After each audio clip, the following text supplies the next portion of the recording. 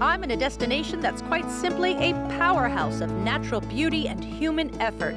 First nurtured by the Anishinaabe people, it's a place where a great lake creates a sparkling environment of fresh air and rich soil, where it seems everything and everyone thrives.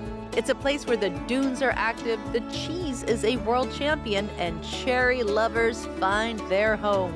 I'm Team Cherry. As you can see, I love cherries.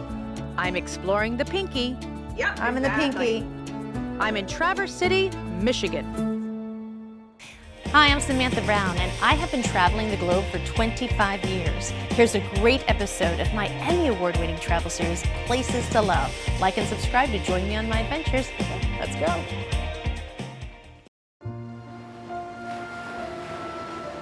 So clearly this is a lake. Yes. But it also has characteristics of the sea. This is an inland sea, just like all the lakes of the Great Lakes are inland seas. Sleeping Bear Dunes is one of only 3 national lake shores in the United States. Wow, I mean, it just looks, actually, I need to touch it. Yes, you do. You have to. You can't be along the shore and not touch the water. No salts, no sharks, no jellyfish, and the water's always refreshing. Gorgeous. But the lakeshore does have its fair share of critters. A lot of animals will walk up and down the beach. The eagles are patrolling the beach. Bears, we have black bear in the park. Are you kidding me? Yeah, Black bear? Sleeping Bear Dunes National Lakeshore. Of course we have bears in the park.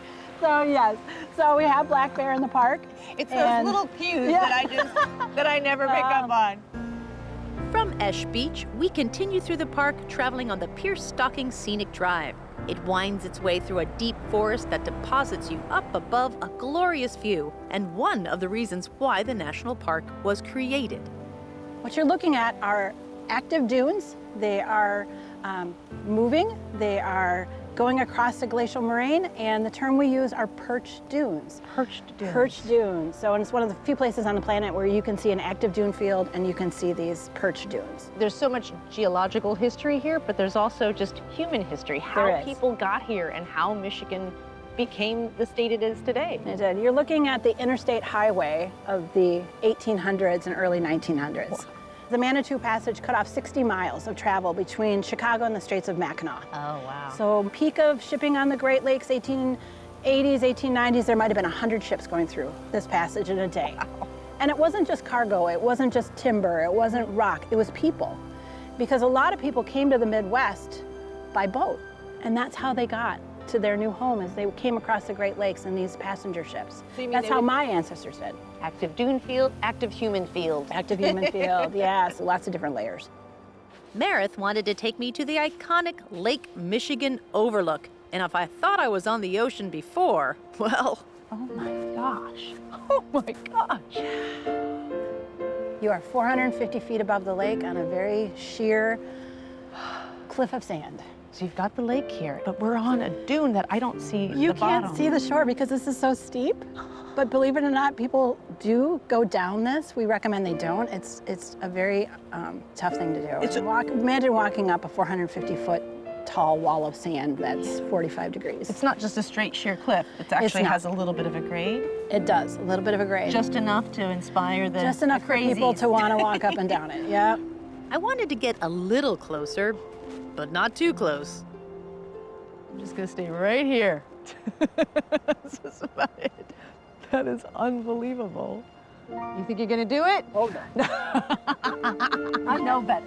Kathy and I are not going down there. Absolutely not. We are enjoying the view. There's 65 miles of shoreline here at Sleeping Bear, and there was still so much that I wanted to see. But there was one stop elsewhere in the park I had to make. Now, the Dune Climb you can do, and I've been told that in Michigan this is like a rite of passage. Like every single elementary school comes here to climb and then they run down, so challenge accepted. You're the tortoise going up the hill and the hare going down. I think I'm at the top. I really don't know. Oh my gosh! Wow. It's actually another 1.5 miles of sand dunes before you reach Lake Michigan. So it's a 3-mile trek because if you go, you don't have to go, but once you do go, you have to come back and it takes anywhere from 3 to 4 hours. Now, I've got this much water, so that's gonna get me enough to go back down. I'm here in June, but the National Lakeshore is a year-round destination, and snow makes the Dune Climb the ultimate sledding hill. Have a good time. Biking the trails here is also very popular, and that makes the nearby town of Glen Arbor a perfect pit stop. Get it? Land was green and the hills rolled on for many miles away. Here she thought made children grow till their dying day. Obviously, we're in cherry land, but like, I'm team cherry. As you can see, I love cherries. If Michigan was only famous for growing cherry trees, I'd be here anyway. I love cherries. Bob, how many different cherry products do you have? I feel like maybe 50? Oh, you are a little bit low. Okay, low. I would say that there's about 275 different cherry products. Now we go from, simple basic dried cherries to cherry jam. Every chance that we can have to showcase cherries when they're sweet and tart and spicy and, savory, all those different expressions are here. Michigan's Northwest Lower Peninsula is the largest producer of tart cherries in the United States. Cherry Republic is less of a store and more of a campus for cherries and cherry lovers, and they are generous with their samples. The business began with a cookie that started it all, but now the cherry salsa has become the icon. Are you the maker of all these products? We make probably half of those products. Anything in a jar is pretty much what we make. Okay. Cherry upside down jam? Okay. We make our own ice cream. My super favorite is our super cherry soft serve, which You have is a cherry blend. soft serve ice cream? Yes, that's been new lately. Come back here and we'll try it together there. Cheers. Cheers. That's fantastic. Leelanau County, a beautiful peninsula in northern Michigan, juts out into Lake Michigan. The diversity in farming up here is incredible and stunning. It just makes for an immensely unique place to live, an incredibly inspiring place to be, and a wonderful place to grow vegetables. My name's Nick Tyson, and this is Loma Farm. My wife and I, Sarah, started this farm about 14 years ago. Of course, nearby Traverse City is a foodie hotspot, mainly because of the locally grown produce by farmers like yourselves, but you don't necessarily give to restaurants. You actually own the restaurant that most of this produce goes to, correct? Yeah, about 70 to 80% of what we grow goes to our own restaurant. That's really rare, right? It is truly rare. There's no middleman there. No, yeah, it cuts out the middleman, and it really gives us more control of our own creativity, starting from seed and ending on the table. So I'm just seeing a menu right now. So like, what's on the menu based on the rows of food that I'm seeing? Basically everything you see. Okay. The Napa cabbage behind us is on the menu. We have parsley, broccoli, asparagus is on the menu, chard, 2 varieties of kale, then butterhead lettuce, which Madison's harvesting over there, is on our butterhead salad with buttermilk and dill dressing. The Farm Club restaurant, which is a little over a mile from Loma Farm, is a collaboration between Nick and his wife Sarah, the farmers, and Gary Jonas, who's the restaurateur, along with his wife, Allison. Are you the only business that's doing this? Do you know of any other people who have sort of put this whole idea of living to work in terms of farming and having a restaurant? I've been in the industry for a while, and I know that this is really unique. That was the goal of the whole project, was that it's a gathering place to celebrate food. Yes. And food that's grown thoughtfully and made thoughtfully. I joined in harvesting butterhead lettuce with Madison Meter, who's a server at Farm Club. So we get the chance to come out to the farm and kind of connect with what all is happening here so we can tell the story better there. Wow! This is no Nick, exception. everyone gets to come for a day on the farm? Yeah, not only do they get to, they have to. Ooh! 10-degree Czech pale lager for you. How are you doing? Nice to see you again. Great, yes. You look, you dress, you changed. Exactly, We you cleaned clean up up really nice. nicely. Exactly. Yeah, we wear a lot of hats. But that's not all. On top of a farm restaurant, there's also a brewery. Yeah, whenever we're talking with the crew, we always emphasize that every single thing that's on the menu is so many steps deep, and there's a fun and interesting and deep story for everything. Yes. Take a garlic scape, for instance. They're typically discarded, but at Farm Club, they are picked, battered, fried, and made into a delicious onion ring that everyone looks forward to. That's something we're all really proud of, is having really accessible, fun, delicious, honest project with a lot of integrity. We grow well over 100 crops on this small acreage, and it allows us to grow things that make no sense, like fava beans. You know, there's no money in fava beans, but there's a lot of fun and flavor and interest. That needs to be your next t-shirt. There's no money in fava beans. Yeah, you're right. We are on the west side of Traverse City, on the historic front lawn of the village at Grand Traverse Commons. And this is now a place of restaurants, close to 10 restaurants, tons of shops, office space, residential space. But its first history was a state hospital, which is another way of saying a mental asylum. Right. Well, it started off as the Traverse City State Hospital. The Northern Michigan Asylum was the first name. There were over 3,000 patients being served here in the late 60s when they hit their peak. This building right here is the main building? Yeah, so this was called Building 50 by the state of Michigan. So in our local community history, this was always referred to as, you know, saving Building 50. How are we going to save Building 50? It is a strikingly beautiful building. Yeah. But I would imagine there were a lot of people who thought, I still don't want to have my business or live in a place that might have a really tortured past. Once we started turning the lights on, you know, and bringing the building back to life one bite at a time, it really changed the nature of it. You know, my dad, our company got involved early on, and we've been working at, you know, fixing up this property since 2002 when we initially acquired the property. From the very beginning, our mantra was, you know, lights in the windows, music in the halls, art on the walls. We'll bring the building back to life. People will come. Ray Sr.'s daily mantra helped create one of the largest historic rehabilitation projects in the nation. And it's a brilliant example of what an adaptive reuse development can do for a community. Their next building, currently being renovated, gives you an idea of the original state of Building 50 and the massive repairs that need to be done. This was once the men's cottages, vacant since 1989 when the hospital closed.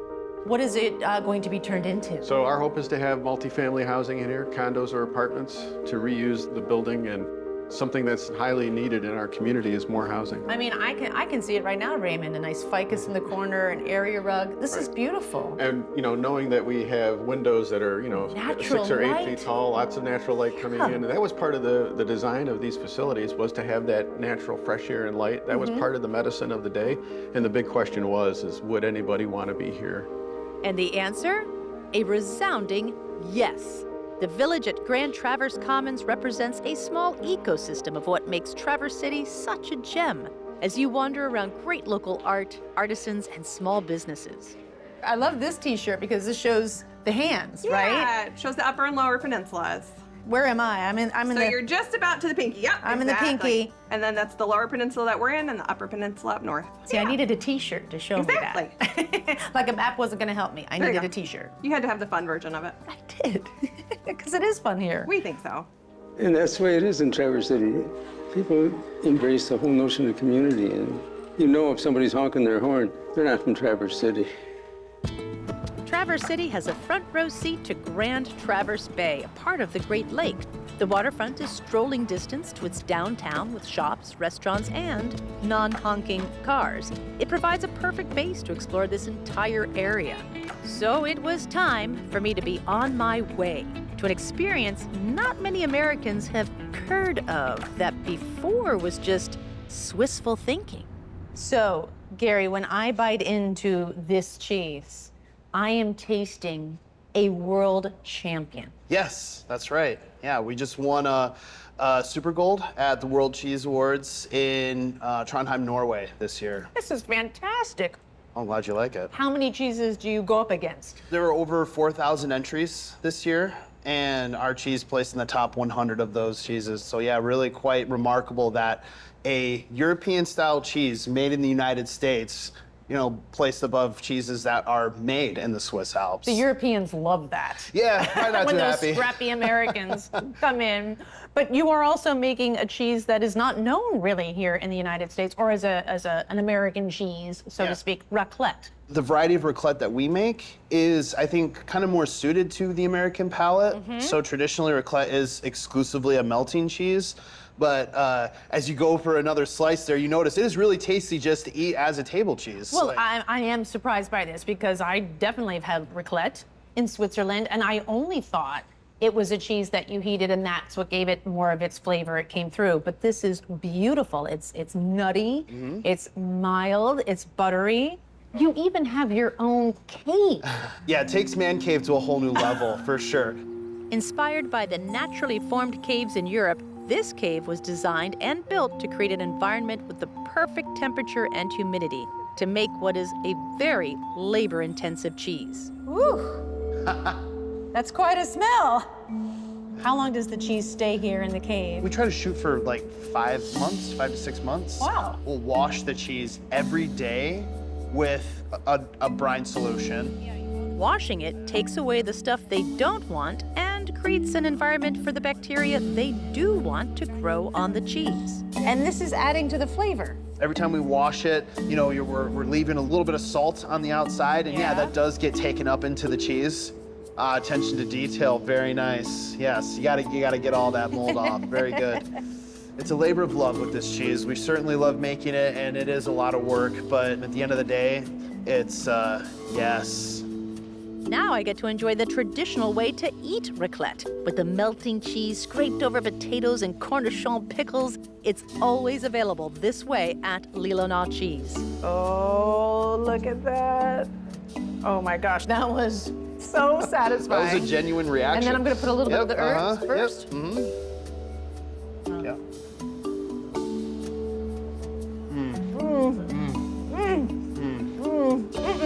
Happy dance. Yeah. Looking good. All set? Yeah. I've been admiring Lake Michigan. Now it's time to get on it. I'll be enjoying the ride on Wind Dancer, a majestic schooner that sails the dazzling Grand Traverse Bay. Tawny Hammond is not only the captain, but owner of this beautiful boat who wanted to preserve the history of the schooner on Lake Michigan. Schooners, basically, before the railroad and automobile, all of these little cities all around the Great Lakes were stops where they would get water, they would get coal or wood. People would get off, people would get on. It was the water stagecoach. Obviously, we traveled by land, but before the railroad, this is how you moved things, this is how you got around. And that's how the indigenous people moved as well. Over 1,000 years, this has always been our homeland. You know, this is our homeland now. And the water, Nebe, is very sacred to us. It's a being, it's like a live being that is there. And it's always been us, always gave us food, fish. You know, we lived on fish for a lot of time. So those are important things that provided for our families. Nimkien Dodem, Shingwaksi Benge Don Jiba, Grand Traverse Band de Bendagos. My name is Thomas Peters. I usually go by my family name, which is B'nai Sewi Gijik. And I'm a member of the Grand Traverse Band here in northern Michigan. You are an elder, correct? Yeah, I'm old. But I mean, that's okay, it's a commentary on your age, but it's also a part of your responsibility to your people. The Anishinaabe? Yeah, Anishinaabe. The spiritual part of who we are is built into our language. There's a word for old lady in our, it's called Mindamoya. But if you translate that into English, it means the one that holds things together. And then there's a word for a baby, it's Binoji. A Binoji is a spirit that was placed here. And so all our teachings and the way that we believe is incorporated in our language. That's why the effect of boarding schools had such a negative effect on us, because it was taking away our history about who we were. But we're regaining that. I've been part of that process of trying to regain our language within our people. This area in northern Michigan is our homeland. Today we share this community with a lot of non-natives. Today we have a lot of visitors, we have a lot of people that live with us in this community, and we are all one community. And we want that opportunity to show you this area and its beauty. And so we welcome people to come and visit us. So both of you are known for building things. Carter, you're a pretty famous craftsman and builder. And Todd, you're a contractor. Yeah, general contractor, 20 plus years down in Texas. But you both were born and raised here, right? Just down the road. Just down the road. When you were being raised here, was there wine? Was this a part of your growing up, just being around It's all amongst cherries. Yeah. Those cherries. All cherries throughout. There's nothing wrong with that, by There's the way. nothing wrong. Yeah, like we actually thought we were gonna have a cherry farm. We had worked on this farm when it was a cherry farm when we were kids. Get out! Yeah. What did you do? Like literally pick cherries? Pulled tarps and yeah, that's what you do. That's like a rite of passage when you live That's in how you Traverse grow up City. in Traverse City. Yeah. Everyone You does. have to do it. The Osterhouse's winery, which they named Bonobo, grows Chardonnay, Pinot Noir, lots of Riesling, and my summer fave, Rosé. Just having the ability to put something in this bottle and then give it out to people and they're like, wait, where's that from? Yeah. Michigan? No way. I mean, this is just such a rich environment to grow grapes up here. Cheers. Cheers, you guys. Thank you for being here. This is beautiful. Bonobo goes out of its way to make their winery a comfortable, casual destination, which I found out while enjoying a glass of Chardonnay with Carter and his wife, the actress Amy Smart.